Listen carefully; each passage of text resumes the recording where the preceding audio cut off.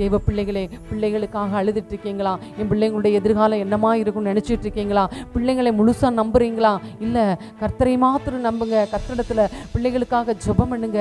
யோபு தன்னுடைய பிள்ளைகளுக்காக அனுதினமும் அதிகாலையில் ஒவ்வொரு அந்தந்த இலக்கத்தின்படி ஃபஸ்ட்டு பிள்ளை, செகண்ட் பிள்ளை, தேர்டு பிள்ளைன்னு சொல்லி அந்தந்த பிள்ளைங்களுக்கு அப்படியே பெயர்களை சொல்லி பலிகளை செலுத்தி அவர் ஜெபம் பண்ணுவார்.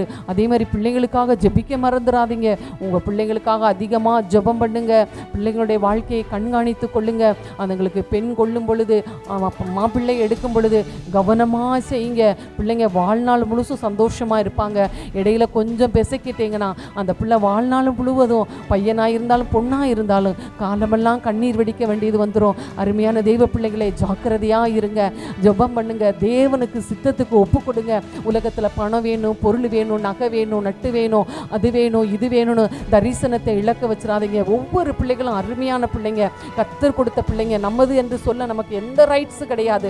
பிள்ளை ஆண்டானை கரெக்டாக சரியாய் கர்த்தருக்கு ஒப்பு கொடுங்க. நீங்கள் ஜெபம் பண்ணுங்க. தேவன் உங்களுடைய பிள்ளைங்க மேலே இருக்க தரிசனத்தை, திட்டத்தை பெற்றோராகிய, தாயாகிய, தகப்பனாகிய உங்களுக்கு அவர் வெளிப்படுத்துவார். ஒப்பு கொடுத்து நீங்கள் ஜெபிக்கும் பொழுது பிள்ளை மேலே இருக்கிற தரிசனம் வெளிப்படும். ஹல்லேலூயா. அந்த தரிசனம் வெளிப்படும் பொழுது தேவ நீதி நம்மளுடைய குடும்பத்தில் வெளிப்படும். சந்ததி சந்ததியாய், ஒரு நாள் அல்ல, 2 நாள் அல்ல, நம்மளுடைய பிள்ளைகளின் நித்தமாய் பெரிய வாழ்வு வரும். தேசத்துக்கு ரட்சிப்பு, நம்மளுடைய வீட்டுக்கு ரட்சிப்பு, நம்முடைய சமுதாயத்துக்கு ரட்சிப்பு, எல்லாத்துக்கும் ஆண்டவர் மீட்பை கொடுப்பார். அருமையான தெய்வ பிள்ளைகளை, தேவனுக்கென்று வளர்த்திடுங்க. தேவனுக்கென்று ஒப்பு கொடுங்க.